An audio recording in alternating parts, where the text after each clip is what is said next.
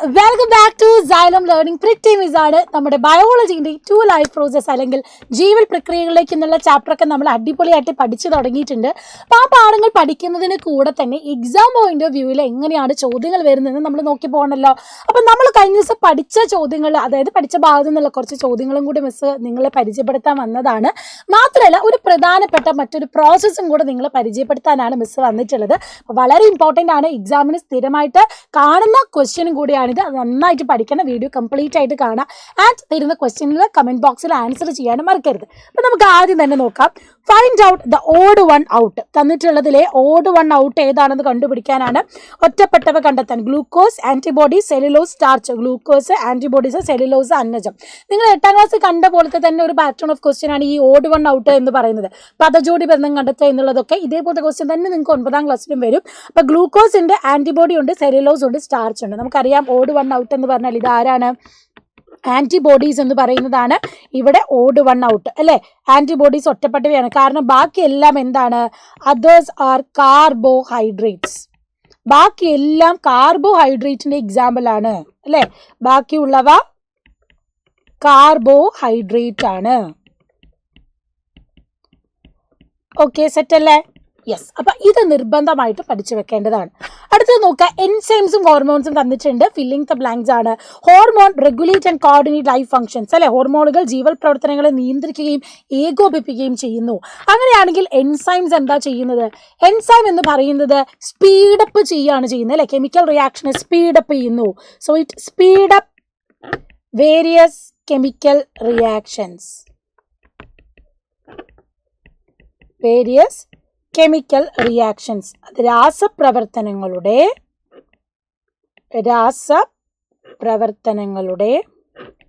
വേഗത കൂട്ടുന്നു.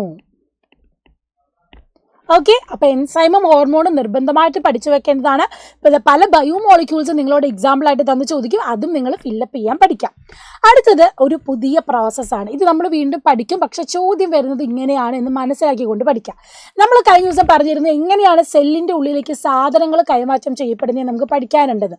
അപ്പം ഇതുപോലെ തന്നെ നമ്മുടെ സെല്ലിന് പുറത്തുള്ള സാധനം, ഇപ്പം ഗ്ലൂക്കോസ് ആയിക്കോട്ടെ, അമിനോ ആസിഡ് ആയിക്കോട്ടെ, അല്ലെങ്കിൽ അയോണുകളായിക്കോട്ടെ, ഈ സാധനങ്ങൾ എല്ലാം ഡയറക്റ്റായിട്ട് സെല്ലിലേക്ക് കയറാൻ പറ്റത്തില്ല. അവിടെ നമ്മുടെ സെൽ മെംബ്രെയിൻ ഉണ്ടല്ലോ. ഇതിപ്പോൾ സെല്ലാണെങ്കിൽ നമ്മുടെ ആനിമൽ സെല്ല് നമുക്കൊരു സെൽ മെംബ്രെയിൻ ആണുള്ളത്, കോശസ്തരം. ഈ കോശസ്തരം എല്ലാത്തിനെയും സെലക്ഷൻ പ്രോസസ്സ് നടത്തിയിട്ടാണ് കടത്തിവിടുന്നത്. എല്ലാവരും അങ്ങ് കയറ്റി വിടൂല. അപ്പം അതുകൊണ്ട് തന്നെ ഈ സെല്ലിൻ്റെ ഉള്ളിലേക്ക് സാധനങ്ങൾ അല്ലെങ്കിൽ പദാർത്ഥങ്ങൾക്ക് കയറാൻ പലതരത്തിലുള്ള പ്രോസസ്സുകൾ ആവശ്യമാണ്. അതിലൊരു പ്രോസസ്സാണ് ഇവിടെ നമ്മൾ കാണുന്നത്. ഈ ചിത്രം കണ്ടാൽ തന്നെ നിങ്ങൾ മനസ്സിലാക്കി വെക്കാം. ഗ്ലൂക്കോസും അതുപോലെ അയോണുകളും കൈമാറ്റം ചെയ്യപ്പെടുന്നത് ഫെസിലിറ്റേറ്റഡ് ഡിഫ്യൂഷൻ എന്ന പ്രോസസ്സ് വഴിയാണ്. എന്താണ്? Facilitated diffusion. ഫെസിലിറ്റേറ്റഡ് ഡിഫ്യൂഷൻ എന്ന പ്രോസസ്സ് വഴി. Facilitated diffusion. ഇനി ഇതിൻ്റെ പ്രത്യേകത എന്താണെന്ന് വെച്ചാൽ, ഇവർക്ക് ഈ പറയുന്ന പ്രോസസ്സ് കണ്ടക്ട് ചെയ്യണം, അല്ലെങ്കിൽ ഗ്ലൂക്കോസിനും അയോണുകൾക്കും കോശസ്തരത്തിലൂടെ കോശത്തിൻ്റെ ഉള്ളിലേക്ക് കയറണം അല്ലെങ്കിൽ പുറത്തോട്ട് വരണമെങ്കിൽ അവിടെ ഇവരെ സഹായിക്കാനായിട്ട് 2 കാര്യങ്ങളുണ്ട്. അതാണ് ഇവിടെ എ ആൻഡ് ബി എന്ന് കൊടുത്തിരിക്കുന്നത്. എ ബി എന്ന് പറയുന്നത് എ കരിയർ പ്രോട്ടീൻ, വാഹക പ്രോട്ടീനാണ്. ബി എന്ന് പറയുന്നത് ചാനൽ പ്രോട്ടീനാണ്. ഓക്കെ, എ എന്ന് പറയുന്നത് എന്താണ്? കരിയർ പ്രോട്ടീൻ, വാഹക പ്രോട്ടീനാണ്. ബി എന്ന് പറയുന്നത് ചാനൽ പ്രോട്ടീനുമാണ്. അപ്പോൾ ഇത് നിങ്ങൾ എന്തായാലും മനസ്സിലാക്കി വെക്കണം. എക്സാം പോയിൽ ഇമ്പോർട്ടൻറ്റ് ക്വസ്റ്റ്യൻ ആണ്. ആൻഡ് ഇവിടെ ചോദിച്ചിട്ടുണ്ട് ഈ പ്രക്രിയ നിർവചിക്കുക, define the process. Facilitated diffusion ചോദിച്ചാൽ ഡിഫൈൻ ചെയ്യാൻ പഠിച്ചു വെക്കണം. നോക്കുക, a process that does not require energy. ഇവിടെ ഊർജം ഒന്നും ആവശ്യമില്ല. and it takes place with the help of certain proteins in the plasma membrane. Plasma സ്ഥലത്തിലെ ചില പ്രോട്ടീനുകളുടെ സഹായത്താൽ നടക്കുന്ന ഊർജം ആവശ്യമില്ലാത്ത പ്രക്രിയ. അപ്പം കരിയർ പ്രോട്ടീനും ചാനൽ പ്രോട്ടീനും സഹായത്താലാണ് ഈ പ്രോസസ്സ് നടക്കുന്നത്. അത് മാത്രമല്ല ഇവിടെ ഊർജം ആവശ്യമില്ല, നോ എനർജി റിക്വയർഡ്. ആൻഡ് ഇവിടെ എന്താ വേണ്ടത്?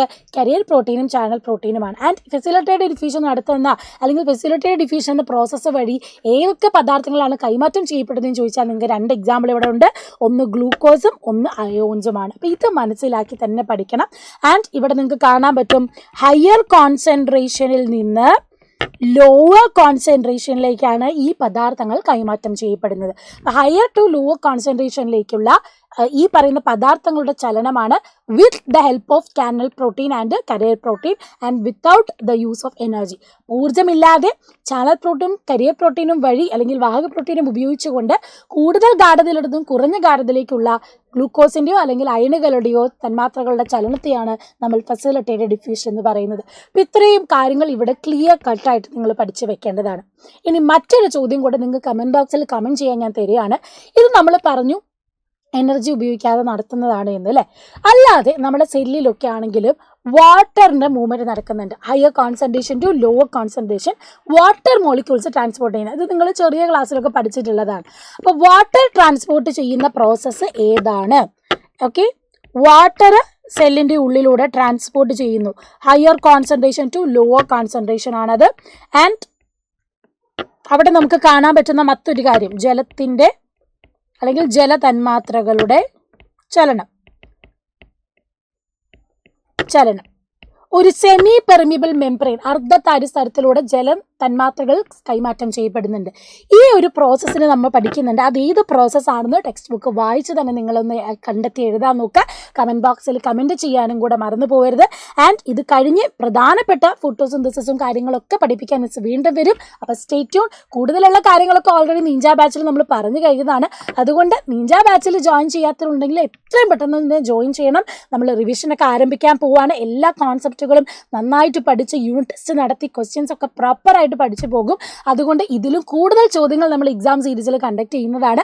അത് നിങ്ങൾക്ക് വേണമെങ്കിൽ എത്രയും പെട്ടെന്ന് തന്നെ നമ്മുടെ നിഞ്ച ബാച്ചിലേക്ക് വരിക. അപ്പം see you soon. Bye. Answer comment ചെയ്യാൻ മറക്കണ്ട കേട്ടോ. ടാറ്റാ.